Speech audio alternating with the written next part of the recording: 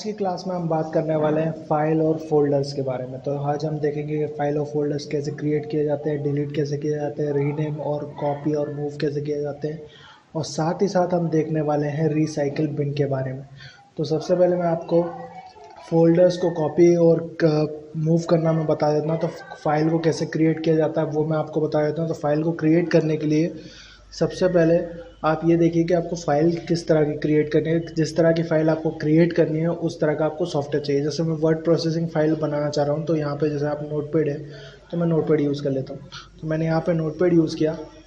यहाँ पे देखा मैंने welcome to the city of lakes, ठीक है। तो ये मैंने यहाँ पे लिख दिया।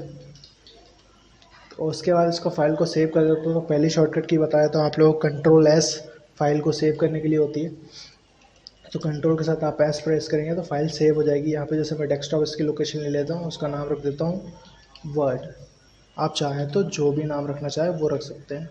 तो यहाँ मैंने वर्ड इसका नाम रख दिया और यहाँ से इसको बोला सेव, ठीक है। तो इसको सेव करने के लिए हम चले जाएंगे, बैक जा रहा हूँ मैं, डेस्कटॉप पे वर्ड नाम की फ़ाइल और सेव, ठीक है। तो ये वर्ड नाम की फ़ाइल यहाँ पर आ गई है। अगर आपको फ़ोल्डर क्रिएट करना है तो फ़ोल्डर क्रिएट करने के लिए क्या करेंगे, तो राइट क्लिक करेंगे, यहाँ पे न्यू ऑप्शन रहेगा, यहाँ से फ़ोल्डर क्रिएट। तो यहाँ पे जैसे मैंने इसका नाम रख दिया, फाइल नाम का एक फ़ोल्डर रख दिया इसका नाम, ठीक है। तो यहाँ पे ये फ़ोल्डर बन गया। अब इसको मूव करने के दो तरीके हैं। पहला या तो कॉपी कर लो, तो कॉपी करने के लिए Ctrl+C शॉर्टकट की होती है, और पेस्ट करने के लिए फ़ोल्डर ओपन किया मैंने, यहाँ से राइट क्लिक करके भी पेस्ट कर सकते हो, चाहो तो Ctrl+V से ही पेस्ट कर सकते हो, ठीक है। तो एक फाइल हम एक ही बार कॉपी करेंगे तो ये फाइल कॉपी हो गई है, ठीक है। यदि आप इसको मूव करना चाहते हैं तो सबसे पहले फाइल नाम के फ़ोल्डर में वर्ड नाम की फ़ाइल ऑलरेडी है, मैं मूव करूँगा तो ऑप्शन मुझे देगा कि भाई ऑलरेडी है।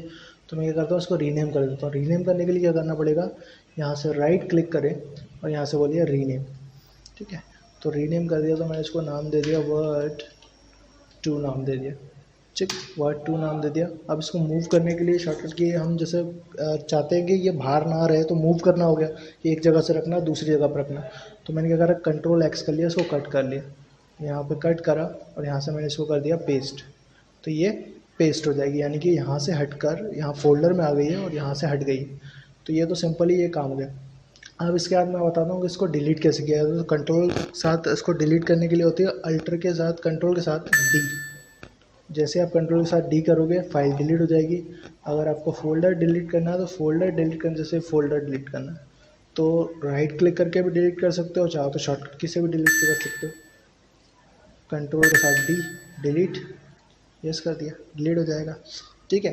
तो ये कुछ मैंने ऑपरेशंस आपको बताए, और उसमें शॉर्टकट कीज़ मैं आपको बता देता हूँ। कंट्रोल के साथ सी कॉपी करने के लिए, कंट्रोल के साथ वी पेस्ट करने के लिए, कंट्रोल के साथ एक्स कट करने के लिए, कंट्रोल के साथ एस क्रिएट करने के लिए, कंट्रोल के साथ एस क्रिएट करने के लिए होगा। अब मैं बात कर रहा हूँ रिसाइकिल बिन के बारे में। तो रिसाइकिल बिन यानी कि जहाँ पर फाइल रीस्टोर रहती है, यानी स्टोर रहती है।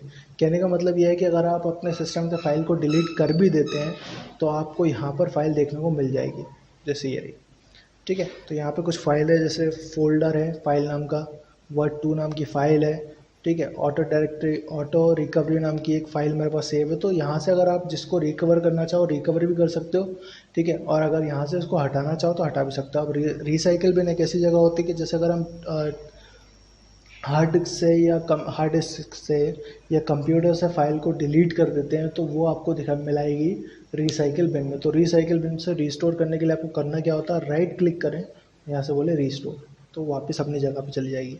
और अगर आप इसको बोलना है कि एम्प्टी रिसाइकिल बिन, तो ये खाली हो जाएगा, यानी कि हमें नहीं चाहिए इसमें कुछ भी और उसको खाली करना है तो ये खाली हो जाएगा रिसाइकिल बिन। तो यहाँ पे वो फाइलें मिल जाती हैं हमें जो कि आपको